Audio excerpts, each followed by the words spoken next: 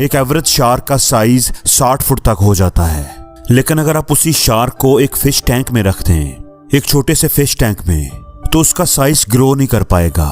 वो हमेशा छोटे साइज की रह जाएगी। ऐसा क्यों है? ऐसा उसके माहौल की वजह से है। आपने कई बार ऐसे लोगों को देखा होगा जो आपके इर्द गिर्द होते हैं, जो अपनी जिंदगी में कोशिश कर रहे होते हैं, भागदौड़ कर रहे होते हैं, शिकायत भी कर रहे होते हैं कि मैं जिंदगी में कोशिश पूरी कर रहा हूँ लेकिन कहीं पहुंच नहीं पा रहा। बहुत दफा ऐसा होता है कि आपकी एफर्ट का मसला नहीं होता, हार्डवर्क का मसला नहीं होता, मसला आपके एनवायरनमेंट का होता है। आपके इर्द गिर्द के लोग, आपका माहौल ऐसा होता है जो आपको आगे नहीं बढ़ने दे रहा होता। इसलिए जिंदगी में अगर आप आगे नहीं बढ़ पा रहे तो जरूरी नहीं कि आपकी एफर्ट में कमी हो सकता है कि आपके माहौल में प्रॉब्लम हो। इसलिए अगर कुछ बदलना ही है तो अपना माहौल बदलो।